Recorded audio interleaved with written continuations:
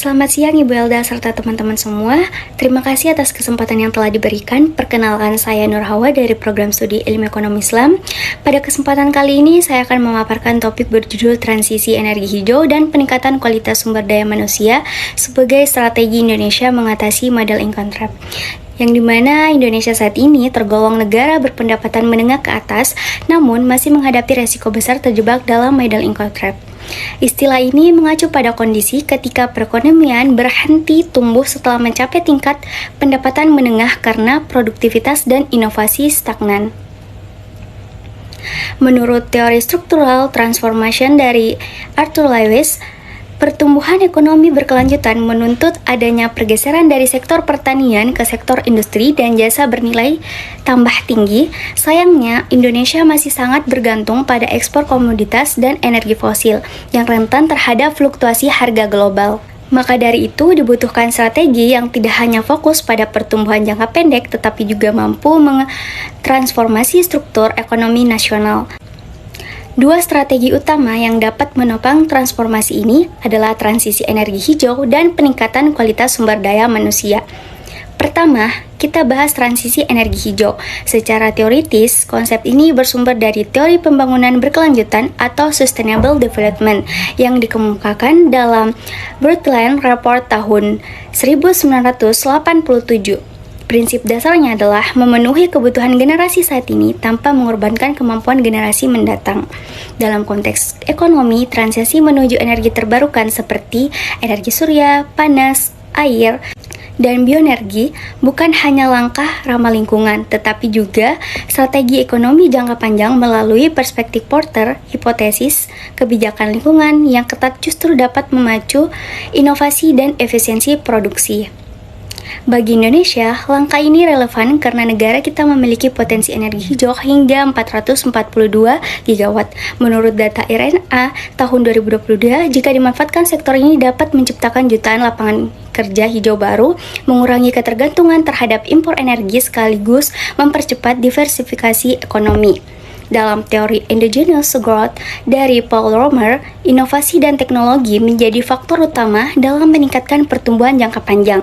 Artinya, transisi energi hijau bukan sekedar soal mengganti sumber energi, tapi juga tentang membangun sumber pertumbuhan ekonomi baru berbasis inovasi dan pengetahuan.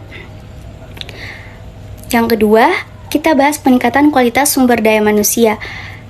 Menurut teori human capital yang dikembangkan oleh Gary Becker, menjelaskan bahwa investasi pada pendidikan, keterampilan, dan kesehatan mampu meningkatkan produktivitas individu dan pertumbuhan ekonomi nasional.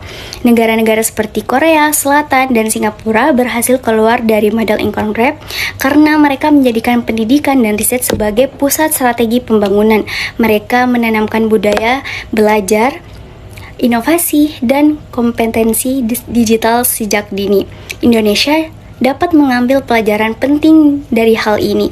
Kualitas sumber daya manusia harus ditingkatkan tidak hanya dari sisi akademik, tetapi juga melalui pendidikan vokasi dan pelatihan berbasis teknologi hijau.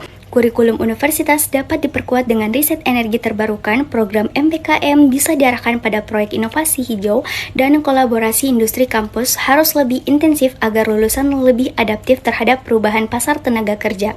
Selain itu, literasi digital dan finansial juga menjadi kunci. Dengan sumber daya manusia yang melek, teknologi, dan sadar keberlanjutan, ekonomi hijau bisa menjadi sumber pertumbuhan yang inklusif dan produktif. Kedua strategi ini tidak berdiri sendiri, tetapi saling memperkuat. Transisi energi hijau membuka ruang ekonomi baru, sementara peningkatan sumber daya manusia memastikan kesiapan tenaga kerja dan inovator yang mampu mengisi ruang tersebut. Pendekatan ini sejalan dengan konsep knowledge-based economy, yaitu yang didorong oleh pengetahuan, kreativitas, dan inovasi. Ketika kebijakan menyinergikan kedua aspek ini melalui intensitas fiskal hijau, pendidikan vokasi, dan investasi riset, maka Indonesia akan memiliki fondasi ekonomi yang lebih tangguh, inklusif, dan berkelanjutan.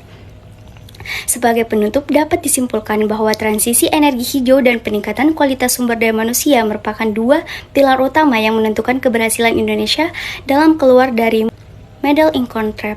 Dari sisi teori, keduanya selaras dengan gagasan pembangunan berkelanjutan, teori pertumbuhan endogen, dan human capital. Dari sisi praktik, keduanya berperan dalam membentuk struktur ekonomi yang baru yang lebih adaptif dan inovatif. Pelajaran penting yang dapat kita ambil adalah bahwa pembangunan ekonomi tidak bisa hanya bertumbuh pada eksploitasi sumber daya alam, tetapi harus berorientasi pada inovasi dan investasi manusia. Energi hijau dan sumber daya manusia unggul adalah investasi jangka panjang bagi masa depan bangsa. Dengan strategi yang terarah, kolaborasi lintas sektor, serta komitmen pada pembangunan berkelanjutan, Indonesia berpeluang besar untuk keluar dari jebakan pendapatan menengah dan menjadi negara maju di masa depan. Terima kasih atas kesempatan yang telah diberikan dan selamat siang.